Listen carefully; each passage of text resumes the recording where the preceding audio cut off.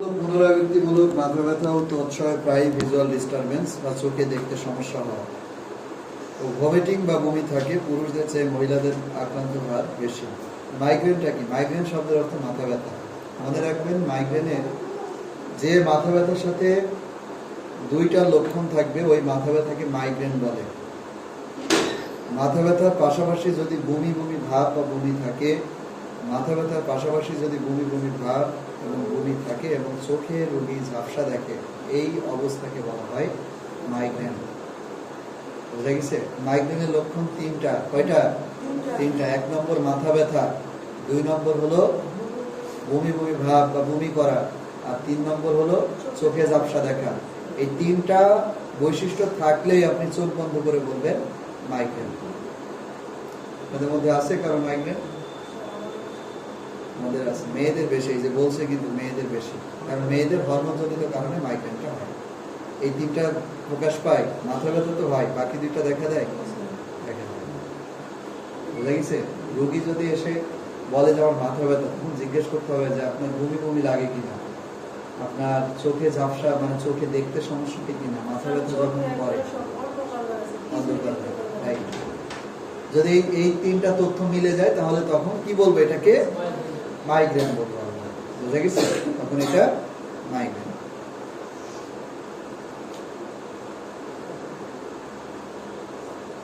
আচ্ছা, মাইগ্রেনের লক্ষণ উপসর্গগুলো কারণগুলো দেখি। এখানে 9টা কারণ দেওয়া আছে। কয়টা? 9টা কারণে মাইগ্রেন হতে পারে। 9 কারণে। 1 নম্বর হলো বংশগত কারণে মাইগ্রেন হতে পারে, মহিলাদের বেশি হয় হরমোনজনিত কারণে। বয়ঃসন্ধিকালে মাইগ্রেন হতে পারে। মানসিক চাপ ও দুশ্চিন্তার কারণে মাইগ্রেন হতে পারে। অতিরিক্ত পরিশ্রম ও মানসিক আবেগ থেকে মাইগ্রেন হতে পারে। মানসিক আবেগ বলতে গেলে যারা অতিরিক্ত হাসি খুশির ভিতরে থাকে, আবার যারা অতিরিক্ত দুঃখ কষ্টের ভিতরে থাকে, তাদের মাইগ্রেন হওয়ার ঝুঁকি আছে। হাসি খুশি বলতে গেলে মনে করে একটা মানুষ সারাদিন হাসে, সারাদিনই তার মানে একটা প্রফুল্ল প্রফুল্ল ভাব, এইটা ভালো না। হাসি খুশি থাকি ভালো না, ব্যালেন্স থাকতে হবে। ব্যালেন্স থাকতে হবে। তুমি একে একে রান্না করতেছো আর হাসতেছো, তো মানুষ পাগল বলবে না? পাগল বলতে। অর্থাৎ কাজের সময় কাজ, আর যখন যেখানে তোমার দেখা গেছে যে হাসির প্রয়োজন সেখানে তুমি হাসতেছো, যেখানে একটু ভালো লাগার প্রয়োজন সেখানে ভালো লাগতেছে। তারপরে বলছে কিছু কিছু খাবার যেমন পনির, চকলেট, বাদাম, ধূমপান এবং অ্যালকোহলের কারণে মাইগ্রেন হয়। প্রি মেনস্ট্রুয়াল টেনশন, মহিলাদের মাসিকের ঠিক পূর্বে মাইগ্রেন দেখা দিতে পারে। মেনোপজ বা মাসিক স্থায়ীভাবে বন্ধ হয়ে গেলেও মাইগ্রেন দেখা দিতে পারে। ওরাল কন্ট্রাসেপটিভ অর্থাৎ মুখে খাওয়ার জন্ম নিয়ন্ত্রণ বড়ির কারণে মাইগ্রেন দেখা দিতে পারে। কন্ট্রাসেপটিভ পিলের সাইড ইফেক্টের কারণে মাইগ্রেন হতে পারে। মাইগ্রেনের শ্রেণী বিভাগ, মাইগ্রেন টোটাল 5 প্রকার। কয় প্রকার? Classical migraine, common migraine, hemiplegic migraine, basilar migraine এবং ক্লাস্টার মাইগ্রেন। তো মাইগ্রেনের লক্ষণ উপসর্গগুলো আমরা একটু দেখি। নির্দিষ্ট প্রকৃতির পুনরাবৃত্তিমূলক ব্যথা। মাইগ্রেন কিন্তু লাইফে একবার হবে না, মাইগ্রেনের ব্যথাটা বারবার হবে। কখন হবে? বারবার হবে মাইগ্রেনের। বারবার দেখা যাবে যে তার দিনে 2-3 বারও হতে পারে, সপ্তাহে 2-4 বারও হতে পারে, মাসে 2-5 বারও হতে পারে। এটা বারবার হয়। এখন মাইগ্রেনের লক্ষণের মধ্যে আছে যেমন প্রকৃতি। যদি ক্লাসিক্যাল মাইগ্রেন হয়, কি মাইগ্রেন? ক্লাসিক্যাল মাইগ্রেন হলে মাথা ব্যথা থাকবে, ভমিটিং বা বমি হবে, ভিজুয়াল সিমটম বা দৃষ্টি সমস্যা দেখা দেবে, যেমন একই সাথে বিদ্যমান থাকে। এই তিনটা জিনিস একসাথেই থাকবে। ভিজুয়াল সিমটমের মধ্যে রয়েছে দৃষ্টিসীমার সমস্যা, অর্থাৎ চোখে তারা দেখা। কি দেখা? চোখে তারা দেখা। ভিজুয়াল হ্যালুসিনেশন, অর্থাৎ রোগীর বিভ্রম থাকা। বিভ্রম মানে এই যে আলো দেখা গেছে অন্ধকারের মধ্যে রোগী বলতেছে যে রুমে তো প্রচুর আলো জ্বলতেছে বা লাইট জ্বলতেছে, লাইট অফ, রোগী বলতেছে লাইট অন আছে। মানে এটাকে বলা হয় বিভ্রান্তি। মানে আলোর মধ্যে রোগী বিভ্রান্তির মধ্যে পড়ে যাবে। রোগীর কাছে মনে হবে যে সামনে হয়তো কেউ দাঁড়ায় আছে অথচ কেউ নাই। এটাকে বলা হয় হ্যালুসিনেশন, মানে অবাস্তব বস্তু দেখা। আলোর ঝলকানি দেখা চোখে, আলোর খেলা দেখা। আলোর খেলা মানে ওই যে মানে দৃশ্যগুলো এরকম কেঁপে বেড়াবে, সামনে একটা মানুষ দাঁড়ায় আছে আর এই রুগী দেখবে যে মানুষটা এরকম ভাবে দুলতেছে। এর আগে আপনার টেলিভিশন গুলো এরকম হতো না, সাদা কালো টেলিভিশন, এর মধ্যে সবকিছু এরকম নাচানাচি করতো, ঠিক আছে? এই রুগীর কাছে এরকম সবকিছু লাগে। তারপরে বলছে কমন মাইগ্রেন। এই কমন মাইগ্রেনটাই সবার হয়, এই জন্য এর নাম কমন মাইগ্রেন। এটাই সব থেকে বেশি হয়। যেমন কোনো ভিজুয়াল সিমটম থাকে না, মানে রুগীর দেখতে খুব বেশি একটা সমস্যা হয় না, মাথা ব্যথার সাথে নওশিয়া ও ভমিটিং থাকে, বমি বমি ভাব ও বমি থাকে। ফটোফোবিয়া থাকে, ফটোফোবিয়া মানে আলো আতঙ্ক লাগে, আলো সহ্য করতে পারে না। কি সহ্য করতে পারে না? আলো, লাইটটা সহ্য করতে পারে না, লাইট অসহ্য লাগে। হেমিপ্লেজিক মাইগ্রেনের লক্ষণ: দীর্ঘকাল ব্যাপী মাথার এক সাইডে ব্যথা করে, কয়েক ঘন্টা থেকে কয়েকদিন পর্যন্ত থাকতে পারে। রুগী বলবে যে তার হয় ডান পাশে ব্যথা অথবা বাম সাইডে ব্যথা মাথার, পাশাপাশি কিন্তু তার ওই বমি ভাব, বমি এগুলো থাকবে, আলো অসহ্য লাগবে, চোখে সমস্যা হবে, এগুলো থাকবে। ব্যাসিলার মাইগ্রেন। ব্যাসিলার মাইগ্রেনের লক্ষণ কি?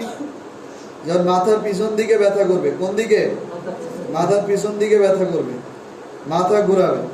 ডিপ্লোপিয়া, এক বস্তুর ডাবল দেখা, অর্থাৎ সবকিছু ডাবল দেখা, এই সমস্যাকে বলা হয় ডিপ্লোপিয়া। সামনে হয়তো একজন মানুষ দাঁড়ায় আছে, সে দেখবে কয়জন? দুইজন। একটা গরু থাকলে সে কয়টা দেখবে? দুইটা। একটা প্লেটে খাবার দিলে সে কয়টা প্লেট দেখবে? দুইটা। এটাকে ডিপ্লোপিয়া বলে। আর কি হবে?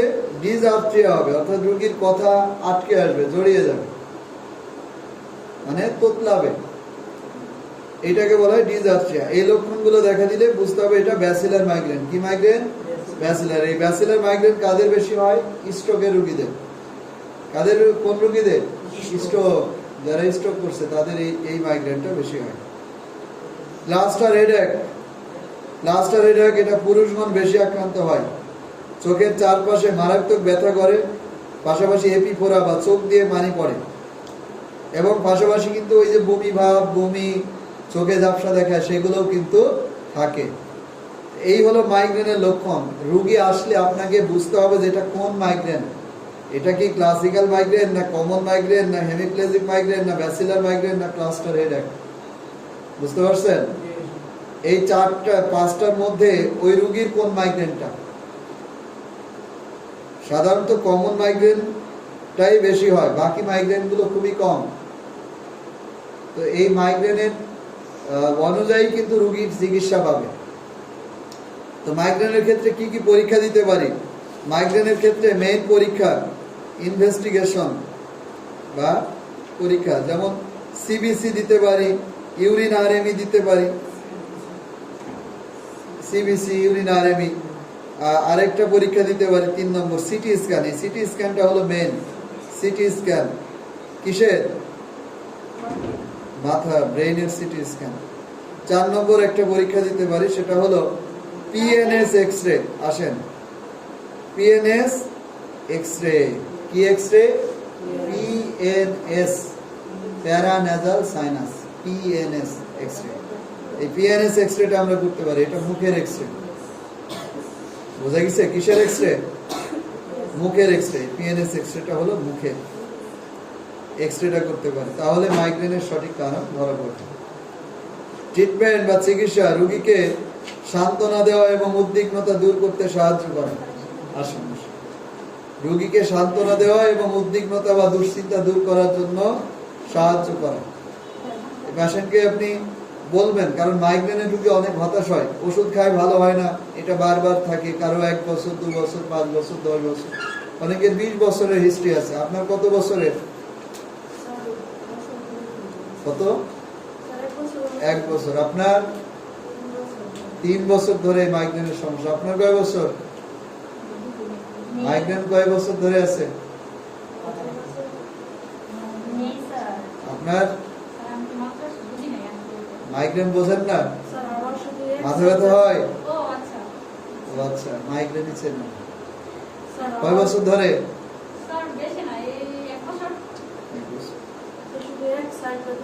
তাহলে এটা কি মাইগ্রেন বলো তো দেখি।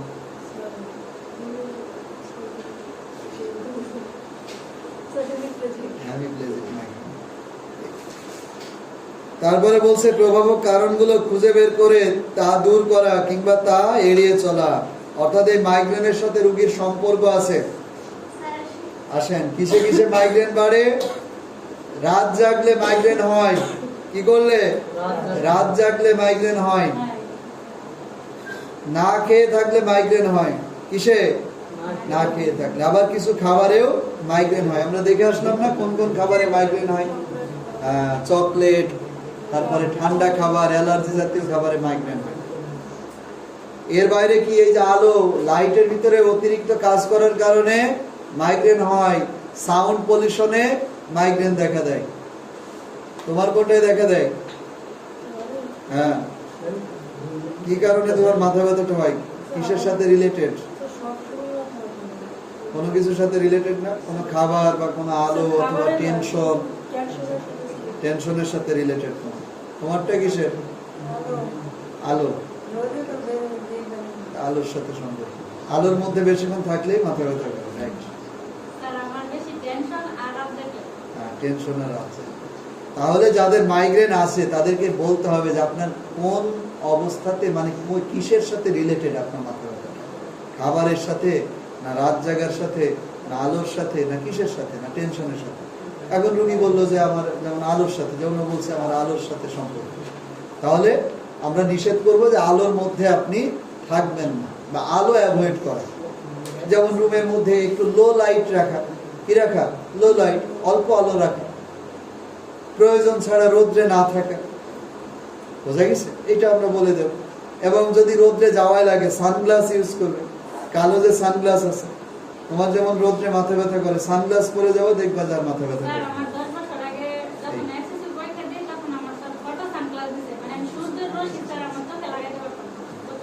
এটা চোখের অসুখ।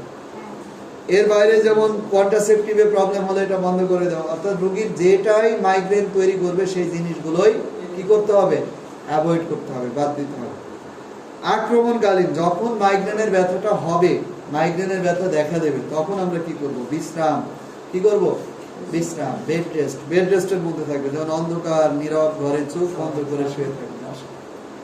চোখ বন্ধ করে কি করবে? শুয়ে থাকবে। নীরব এবং অন্ধকার রুমে চোখ বন্ধ করে শুয়ে থাকবে। আর কি? মুখমণ্ডল, চোখ ও ঘাড়ের পেছনে, আপনাদের বারবার বলি ফোনটা সাইলেন্ট করে রাখবেন, বারবার বলি, সেই একই ঘোড়ার ডিম করে। মুখমণ্ডল, চোখ এবং ঘাড়ের পেছনে শীতল ছোঁয়া দিতে হবে। শীতল ছোঁয়া, ঠান্ডা আইস, ঠান্ডা পানি মাথায় দেবেন, দেখবেন কমে যাবে। কাঁধ ও ঘাড়ে হালকা ম্যাসাজ করতে হবে। ম্যাসাজ, ম্যানেজ না, এটা হবে ম্যাসেজ। ম্যাসাজ করতে হবে। ম্যাসাজ মানে মর্দন করা, একটু চেপে দেওয়া, টিপে দেওয়া, দেখবেন যে মাথা ব্যথা কিছুটা কমে গেছে। আগুন ও অত্যাধিক তাপ থেকে দূরে থাকতে হবে। আগুন থেকে দূরে থাকতে হবে এবং অতিরিক্ত তাপ থেকে দূরে থাকতে হবে। এটা কখন? যখন আপনার মাইগ্রেন হবে। চিকিৎসা, যে কোনো ব্যথার ওষুধ দিলেই আপনার মাথা ব্যথা কমে যাবে। যেমন প্যারাসিটামল কিংবা অ্যাসপিরিন বা যে কোনো ধরনের ব্যথানাশক ওষুধেই আপনার মাইগ্রেনটা কমে যাবে।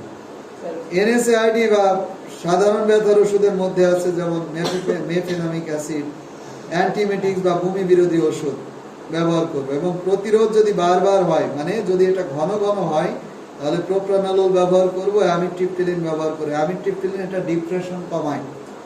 মিথাসারজাইড এবং সোডিয়াম ভালপোরেট, এই ওষুধগুলো ডিপ্রেশন কমানোর ক্ষেত্রে সাহায্য করে। 3 নম্বর দিয়ে লেখেন anti migraine drugs. Anti migraine drugs,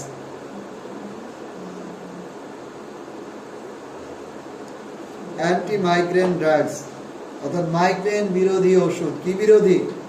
migraine বিরোধী ওষুধ, যে ওষুধে আপনার মাইগ্রেনটা কমায়। এই ওষুধের মধ্যে আছে যেমন টোলফেনামিক অ্যাসিড। টোলফেনামিক অ্যাসিড বাজারে যেটা টাফনিল নামে পাওয়া যায়, টোলফেনামিক অ্যাসিড। আরেকটা আছে পিজোটিফেন। এই ওষুধগুলো আমরা কয়েক সপ্তাহ দিতে পারি রোগীকে এবং রোগীকে বলবো যে যখন আপনার মাথা ব্যথা হবে তখন এই ওষুধগুলো খাবেন।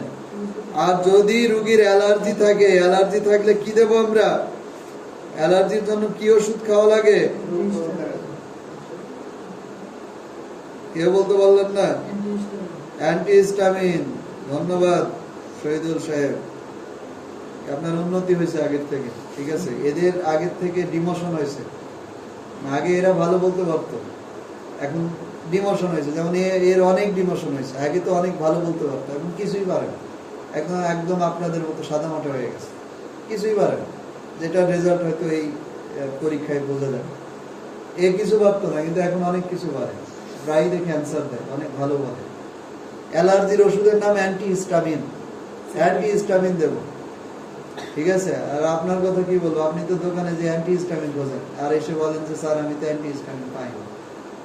ওষুধের গায়ে কি অ্যান্টিহিস্টামিন লেখা থাকে এই শব্দটা? অ্যান্টিহিস্টামিন হলো একটা ওষুধের গ্রুপের নাম। অ্যান্টিহিস্টামিনের মধ্যে 15-20টা 50টা ওষুধ আছে। আপনি তো সেই ওষুধগুলো খুঁজবেন। আপনি যদি অ্যান্টিহিস্টামিন লেখা খুঁজতে যান, পাবেন নাকি? আপনি অ্যান্টিহিস্টামিনের মধ্যে কি কি ওষুধ আছে? সিটিরিজিন, লোরাটিডিন, ডেসলোরাটিডিন, এভাস্টিন, রোপাটিডিন, ফেক্সোফেনাডিন, বিলাস্টিন, কত ওষুধ আছে। আপনি এই ওষুধগুলো না খুঁজে খুঁজতে যান অ্যান্টিহিস্টামিন। অ্যান্টিহিস্টামিন কি লেখা থাকে? বুঝতে পারছেন যে আপনি বাংলাদেশে বসে যদি এখন বাংলাদেশ খুঁজতে যান, যে বলতেছেন যে স্যার বাংলাদেশটা কোথায়, পাওয়া যাবে বলেন? বাংলাদেশে বসে যদি বলেন আমি বাংলাদেশে যাব, তা আপনি যাইতে পারবেন? বাংলাদেশ বলে কোনো জায়গা আপনি বাংলাদেশে বসে খুঁজে পাবেন? ঢাকা যেমন একটা জেলার নাম, বাংলাদেশ বলে কোনো ঢাকার মধ্যে বা দেশের মধ্যে কোনো জায়গা আছে? আপনি হয়তো ওই বাংলাদেশের বাইরে গিয়ে আপনি বাংলাদেশ খুঁজতে পারবেন মানচিত্র। আমার সমস্যা হয়েছে এটাই, মানে অ্যান্টিহিস্টামিন খোঁজে, অ্যান্টিবায়োটিক। অ্যান্টিবায়োটিক লেখা থাকবে এখানে অ্যান্টিবায়োটিক। অ্যান্টিবায়োটিকের অন্য সাব গ্রুপগুলো লেখা থাকবে, উপদলগুলো। এই তাহলে অ্যালার্জি যদি থাকে আমরা রোগীকে অ্যান্টিহিস্টামিন দেবো, অ্যান্টিহিস্টামিন দিয়ে চিকিৎসা দেবো।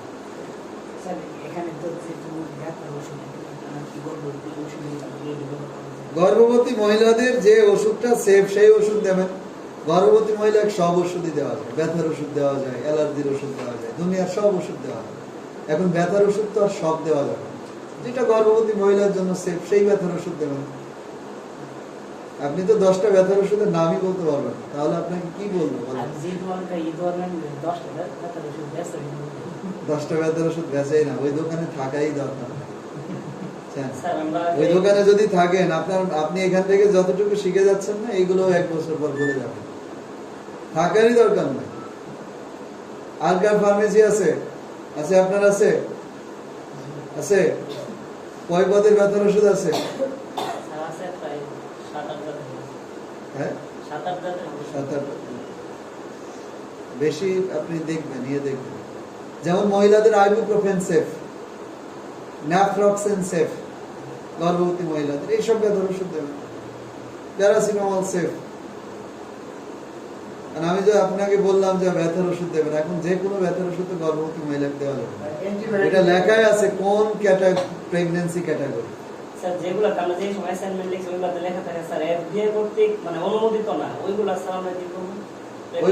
ওইগুলো দেবেন না, ব্যবহার করবেন না। ওইগুলো ভালো হতেও পারে, খারাপ হতে পারে, কোনো গ্যারান্টি নেই।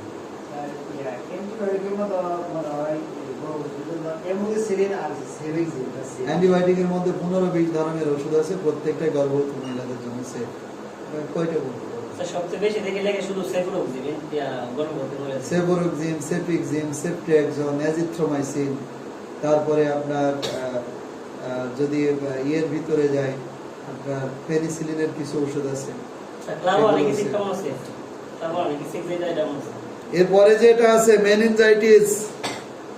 আমাদের মগজের মধ্যে যে আবরণটা আছে আমাদের ব্রেইনে, এই আবরণের নাম হলো মেনিনজেস।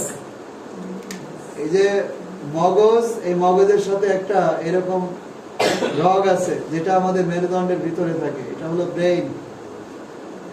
আর এই জিনিসটার নাম কি বলেন তো?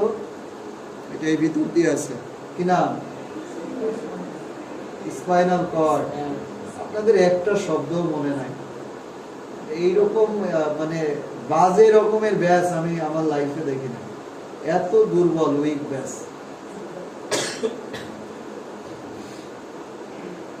যে ব্যাসের প্রত্যেকটা স্টুডেন্টেরই ব্রেইন দুর্বল। এই যে ভিতরের জিনিসটার নাম হলো স্পাইনাল কর্ড, এই যে ভিতরেরটা, আর এই উপরের এটা হলো ব্রেন। আর দেখেন এর পাশ চতুর সাইডে যে আবরণটা আছে, এই আবরণের নাম হলো মেনিনজেস। মেনিনজেস এগুলো অ্যানাটমির পড়া, শুধু শুধু আমি ছবি এঁকে দেখাচ্ছি। মেনিনজেস, এই মেনিনজেসের ইনফেকশনকে বলা হয় মেনিনজাইটিস। বুঝতে পারছেন? এটা ব্রেনের ইনফেকশন না, স্পাইনাল কর্ডের ইনফেকশন না, এর উপরে যে আবরণটা আছে এই আবরণের ইনফেকশনকে বলা হয় মেনিনজাইটিস। এটা খুবই ডেঞ্জারাস একটা রোগ, মেনিনজাইটিস। তো মেনিনজাইটিসের কারণগুলো কি কি?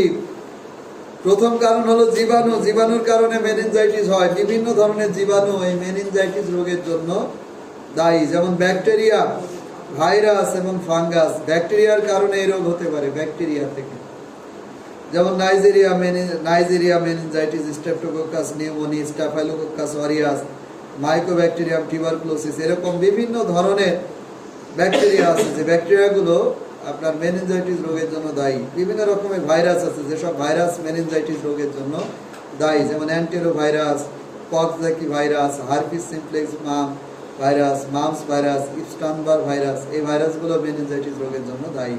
ফাঙ্গাস বা ছত্রাক, যেমন ক্রিপ্টোকোকাস, নিউফরমেন্স, ক্যান্ডিডা আলবিকান্স, এই টাইপের ছত্রাকগুলো মেনিনজাইটিস রোগের জন্য দায়ী। অন্যান্য কারণের মধ্যে আছে ম্যালিগন্যান্ট ডিজিজ বা ক্যান্সার রোগ। দেহের যে কোনো জায়গায় ক্যান্সার হলেই মেনিনজাইটিস হতে পারে, যে কোনো জায়গায়। ব্লাড ক্যান্সার বলেন, বোন ক্যান্সার বলেন, লাং ক্যান্সার বলেন বা ব্রেন ক্যান্সার বলেন, শরীরে যে কোনো জায়গায় ক্যান্সার হলেই আপনার মেনিনজাইটিস হওয়ার সম্ভাবনা আছে। ইনফ্লামেটরি ডিজিজ, প্রদাহজনিত রোগ। কি জনিত? প্রদাহজনিত রোগ। শরীরে কোথাও প্রদাহ হলে, ব্যথা হলে মেনিনজাইটিস হতে পারে, যেমন বাত ব্যথা। এর বাইরেও যে কোনো ধরনের ব্যথা অনেক দিন ধরে থাকলে ওই রোগীর মেনিনজাইটিস হওয়ার সম্ভাবনা আছে। এই হলো মেনিনজাইটিসের কারণ। মেনিনজাইটিসের লক্ষণ উপসর্গ 14টি। কয়টি? 14টি। 1 নম্বরে আছে ফিভার বা জ্বর। জ্বরের কারণে মেনিনজাইটিস হতে পারে। মেনিনজাইটিস হলে জ্বর দেখা দিতে পারে। জ্বর, মেনিনজাইটিস রোগীর কি প্রকাশ পাবে? জ্বর। হেডেক বা মাথা ব্যথা দেখা দিতে পারে। ড্রাউসিনেস বা নিদ্রালুতা, ঘুম হবে না, ঘুমাইতে পারবে না, অনিদ্রা দেখা দেবে। ভমিটিং বা বমি করা, কোমা বা অচেতন হয়ে পড়া, কনভালশন বা খিঁচুনি, নেক রিজিডিটি বা ঘাড় শক্ত হয়ে যাওয়া। কার্নিং সাইন পজিটিভ, রোগীর এই যে পা বা হাত, এগুলো আর ভাঁজ করতে পারবে না, শক্ত হয়ে যাবে হাত পা। এটাকে বলা হয় কার্নিং সাইন।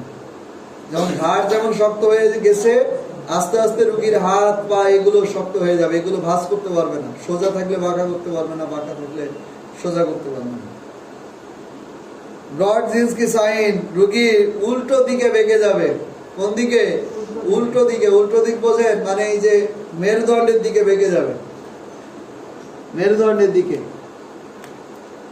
এই যে এইভাবে বেঁকে যাবে, এইভাবে। এটা হলো মাথা, এই হলো পা, এই যে এইভাবে বেঁকে যাবে, এইরকম ভাবে, এইভাবে। এটা হলো রোগীর হাত, উল্টা দিকে বেঁকে যাবে। আমরা কি উল্টা দিকে বাঁকা হতে পারি? করা যাবে? এরকম বাঁকা করা যাবে? যাবে না, সম্ভব না। কিন্তু এই রোগী আস্তে আস্তে বেঁকে যাবে, ধনুকের মতো, উল্টা দিকে, সামনের দিকে বেঁকে যাবে, উল্টো দিকে বেঁকে যাবে। এটা মেরুদণ্ডের সমস্যা। সামনের দিকে বেঁকে যাবে, যাবে না, এটা পিছনের দিকে বেঁকে যাবে। এটার নাম হলো ব্রডজিনস্কি সাইন পজিটিভ আসবে। ফলে এই রোগী কিন্তু এইরকম থাকলে কি আপনার চিত হয়ে শুইতে পারবে? চিত হয়ে শুইতে পারবে না, কিন্তু পিঠের নিচে ফাঁকা হয়ে যাবে। তারপরে আছে ক্রেনিয়াল নার্ভ প্যারালাইসিস, রোগীর চেহারার এক সাইড বেঁকে যাবে। কোন সাইড? চেহারার এক পাশ বেঁকে যেতে পারে, প্যারালাইসিস হয়ে যেতে পারে চেহারার এক পাশ। লিম্ফাডিনোপ্যাথি, লিম্ফ নোড ফুলে যায়। লিম্ফ নোড বা এই যে ঘাড়ের মধ্যে যে সব গ্রন্থি আছে, টনসিল বা অন্যান্য যে গ্রন্থিগুলো আছে, এগুলো ফুলে যাবে। ত্বকে ম্যাকুলো প্যাচি দেখা দেবে, স্কিনের মধ্যে এক ধরনের র্যাশ উঠবে, ঘামাচির মতো এক ধরনের র্যাশ দেখা দেবে স্কিনের মধ্যে। রাইনোরিয়া, নাক দিয়ে পানি ঝরবে। কোন দিকে? নাক দিয়ে পানি ঝরবে, নাক দিয়ে। এই নাক দিয়ে পানি ঝরাকে বলা হয় রাইনোরিয়া। আর কান দিয়ে পানি ঝরাকে কি বলে? অটোরিয়া। কানে ইনফেকশন হলে অনেক সময় পানি আসে না, এটার নাম অটোরিয়া। আবার অ্যালার্জি বা ঠান্ডা লাগলে নাক দিয়ে পানি আসে, এটার নাম রাইনোরিয়া। এই রোগীর রাইনোরিয়া, অটোরিয়া দুইটাই দেখা দেবে। এই লক্ষণগুলো যদি প্রকাশ পায় তাহলে বুঝবেন যে ওই রোগী মেনিনজাইটিস নামক রোগে আক্রান্ত। কোন রোগে? মেনিনজাইটিস নামক রোগে আক্রান্ত। মেনিনজাইটিসের সমস্যা। এবার আসি এর পরীক্ষা নিরীক্ষা। পরীক্ষা নিরীক্ষা দেওয়া আছে? পরীক্ষা নিরীক্ষা দেওয়া নাই। পরীক্ষা নিরীক্ষা গুলো লিখে রাখেন, ইনভেস্টিগেশন বা পরীক্ষা নিরীক্ষা। আমরা এই রোগীকে কি পরীক্ষা দেব? 1 নম্বর সিটি স্ক্যান অফ ব্রেইন, ব্রেইনের সিটি স্ক্যান দেব আমরা। 2 নম্বর সিবিসি। 3 নম্বর ইউরিন আরএমই, ইউরিন পরীক্ষা করবো আমরা, ইউরিন আরএমই।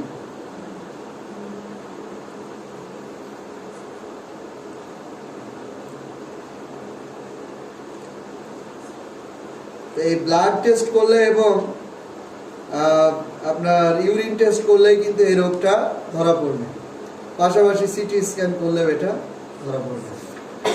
এই পরীক্ষাগুলো করব যে এই রোগীর মেনিনজাইটিস কি না এটা জানার জন্য। এবার আসি চিকিৎসা। রোগীকে হাসপাতালে ভর্তি করা। কোথায়? আসেন, রোগীকে কোথায় নেব আমরা? হসপিটালে, হাসপাতালে অ্যাডমিট করব আমরা। অক্সিজেন প্রয়োজনে এন্ডোট্রাকিয়াল ইনটিউবেশন কিংবা ট্রাকিওস্টমি। যদি রোগীর ঘাড় শক্ত হয়ে যায় তাহলে নাক দিয়ে বা মুখ দিয়ে অক্সিজেন টেনে নিতে পারে না। কোন রোগীর যদি এই ঘাড়টা শক্ত হয়ে যায় তাহলে কি করব আমরা?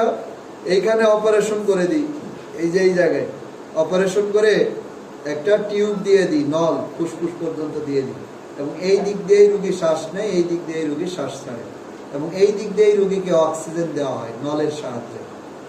এই অপারেশনের নাম হলো ট্র্যাকিওস্টমি। যে সকল রোগী অক্সিজেন মাস্ক থেকে বা নাক দিয়ে বা মুখ দিয়ে অক্সিজেন টেনে নিতে পারে না বা ভিতর দিয়েও নল দেওয়া যায় না, ওই রোগীদের এখানে অপারেশন করে ইমিডিয়েটলি অক্সিজেন প্রয়োগ করা হয়, ইমিডিয়েটলি। ইন্ট্রাভেনাস চ্যানেল উন্মুক্ত করা, ক্যানুলা করে দেওয়া, ক্যাথেটারাইজেশন করা, অর্থাৎ প্রস্রাবের রাস্তায় ক্যাথেটার করে দেব আমরা। ইলেকট্রোলাইট ব্যালেন্স রক্ষা করা, অর্থাৎ শরীরে যদি কোনো লবণের ঘাটতি থাকে সেই লবণের ঘাটতি স্যালাইনের মাধ্যমে পূরণ করা। নিয়মিত ভাইটাল সাইন ও ইউরিনারি আউটপুট পর্যবেক্ষণ করা। নিয়মিত কি করব আমরা? ভাইটাল সাইন গুলো দেখবো এবং ইউরিনারি আউটপুট পর্যবেক্ষণ করব, যে কি পরিমাণ প্রস্রাব হচ্ছে এটা দেখব। ন্যাজোগ্যাস্ট্রিক ফিডিং, অর্থাৎ রোগী যেহেতু মুখ দিয়ে খাবার খেতে পারবে না একা একা, এই জন্য আমরা নাক দিয়ে একটা নল দিয়ে দেব, এনজি টিউব দিয়ে দেব পেটে, যেন নাক দিয়ে খাবার দিতে পারি আমরা, তরল খাবার। পাইরেক্সিয়া, যদি জ্বর থাকে তাহলে সমস্ত শরীর মুছে দেব, যদি জ্বর থাকে মাথায় পানি দিয়ে দেব। কোমা থাকলে তার ব্যবস্থাপনা, রোগী যদি কোমায় চলে যায় তাহলে সেই অনুযায়ী আমরা ট্রিটমেন্ট দেব। ঔষধ, এই রোগের প্রধান ঔষধই হলো অ্যান্টিবায়োটিক। এখানে আমরা সেফটিয়াক্সন অ্যান্টিবায়োটিক ইউজ করি, সেফটিয়াক্সন অ্যান্টিবায়োটিক, সেফটিয়াক্সন অ্যান্টিবায়োটিক দেব। এই অ্যান্টিবায়োটিকটা 1 গ্রাম অথবা 2 গ্রাম 1 সপ্তাহ বা 2 সপ্তাহের জন্য দেব। এর পাশাপাশি আপনার অ্যাজিথ্রোমাইসিন দেওয়া যেতে পারে, অথবা সেফ্রাডিন, সেফিক্সিন, এই টাইপের অ্যান্টিবায়োটিকও আমরা দিতে পারি। এ ধরনের অ্যান্টিবায়োটিকও দেওয়া যেতে পারে। অ্যান্টিবায়োটিক, জ্বরের জন্য প্যারাসিটামল ইউজ করব। অন্যান্য ওষুধ যদি প্রয়োজন হয়, অ্যান্টিকনভালসেন্ট, এটা খিঁচুনি বিরোধী ঔষধ, মানে এই রোগীর যে কোনো সময় খিঁচুনি উঠতে পারে, এই জন্য অ্যান্টিকনভালসেন্ট দিতে পারি আমরা। অ্যান্টিএমেটিক্স, এটা বমি বিরোধী ওষুধ। সিডেটিভ, এটা ঘুমের ওষুধ, ঘুমের জন্য আমরা সিডেটিভ ইউজ করব। প্রকৃত কারণ নির্ণয় করে সে অনুযায়ী চিকিৎসা দেব। এরপর মানে মেনিনজাইটিস রোগীর যদি সাপোজ ব্লাড ক্যান্সার থাকে, এখন ব্লাড ক্যান্সারের চিকিৎসা না দিলে তো আর এটা সারবে না, সারবে? ব্লাড ক্যান্সারের ট্রিটমেন্ট দিলে আস্তে আস্তে তার মেনিনজাইটিস সেরে যাবে। এখন ব্রেন টিউমার আছে, এখন এই চিকিৎসা যতই দেন রোগীর সারবে না, আগে ব্রেন টিউমারের চিকিৎসা শুরু করতে হবে। বুঝতে পারছেন? তাহলে যদি মেনিনজাইটিস রোগ নিয়ে কেউ আসে, তাহলে আগেই দেখবেন যে তার ভিতরে এইখানে যে কারণগুলো আছে, এই কারণের কোনো না কোনো কারণ ওই রোগীর মধ্যে আছে। যে কারণে মেনিনজাইটিস হয়েছে ওই কারণগুলো খুঁজে বের করে কি করতে হবে? চিকিৎসা দিতে হবে। এই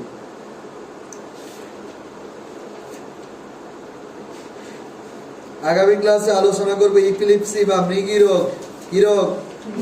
মৃগী রোগ, ইপিলিপসি এবং স্ট্রোক, এটা নিয়ে আলোচনা করব। খাতা কলম বের করেন সবাই।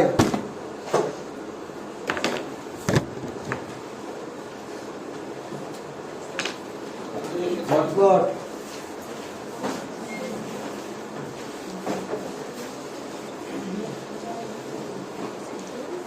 বের করছেন? আচ্ছা, খাতা নিয়ে আসেনি কে কে? খাতা আনে নাই কে? দাঁড়ান।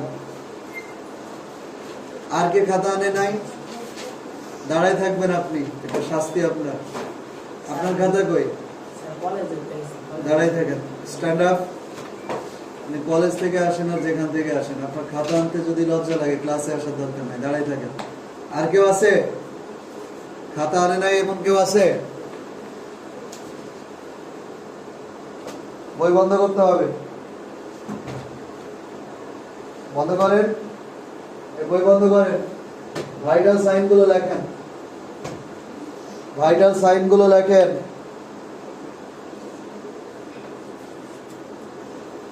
দাঁড়ায় দাঁড়ায় লেখেন। বসার, আপনাদের দুজনের বসার কোনো সুযোগ নাই। আপনি প্রতিদিন আনেন বা না আনেন, এটা ডাজন্ট ম্যাটার। এটা আপনাকে কেন বলতে হবে যে আপনি খাতা আনবেন, কলম আনবেন, অ্যাপ্রন আনবেন? এই বাচ্চা মানুষ নাকি? কিন্ডার গার্ডেনে পড়েন?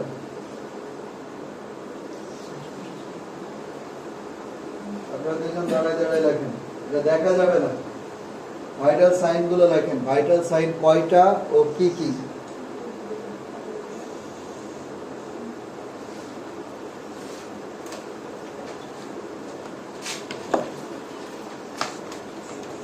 কাউকে দেখানো যাবে না।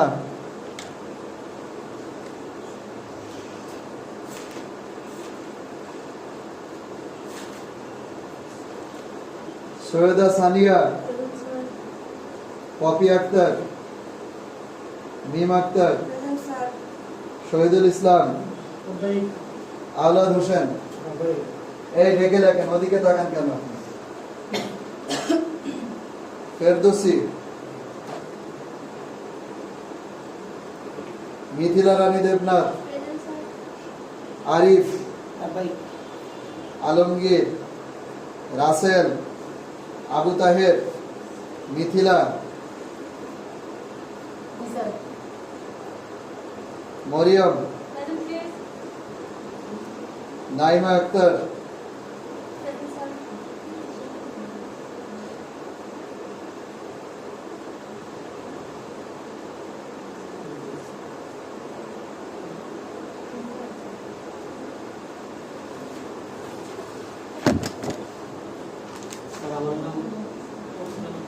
আমি ক্লাসে না আসলে আপনার নাম উঠবে কিভাবে?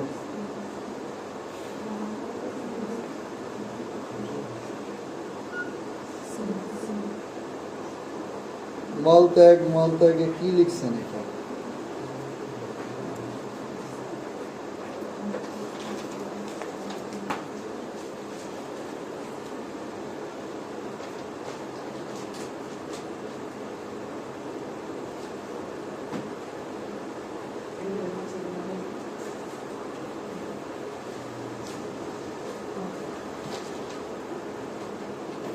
হাইপার টেনশন পাইলেন কোথায়?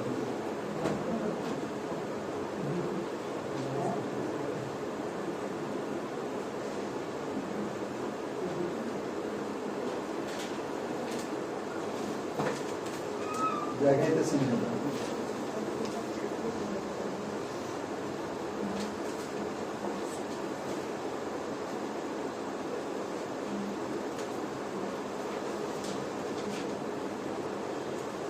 দেখে লিখছেন? দেখে লিখছেন? আরে এইদিকে দেখান, বলছে আপনি কি দেখে লিখছেন?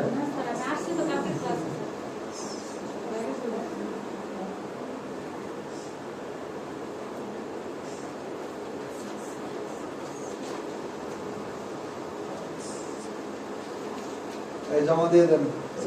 5টা শব্দ লিখতে যদি আপনার সময় লাগে।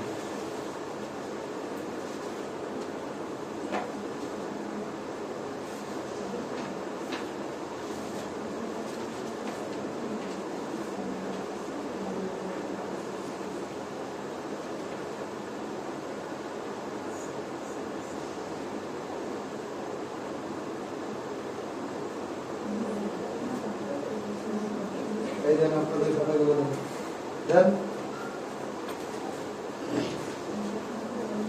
কিছুই তো লেখেন না আপনি।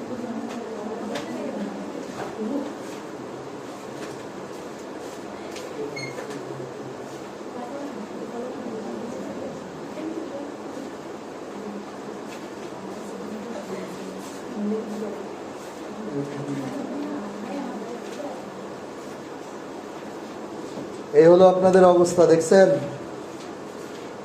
1 পাইছে, 2 পাইছে, একজন তো লিখতেই পারে না। কালকে ক্লাস করলাম না, এই হলো অবস্থা।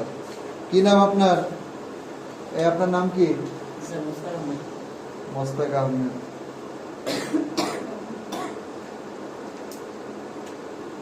আপনাদের কোনো অগ্রগতি নাই, কোনো অগ্রগতি নাই। 5 পাইছেন কয়জন? অনলি একজন 5 পাইছে। এই এতগুলো স্টুডেন্টের মধ্যে একজন 5টা শব্দ সুন্দর করে লিখতে পারছে। 4 পাইছেন কয়জন? 2 জন। 2 পাইছেন কয়জন?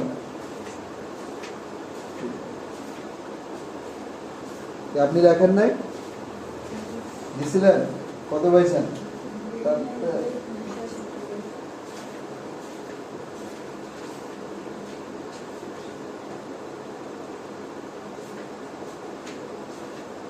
এই হলো অবস্থা। 5টা শব্দ লিখতে কলম ভেঙে যাচ্ছে আপনাদের। তাহলে আপনাদের দ্বারা কি এই পড়াশোনা সম্ভব? সম্ভব না।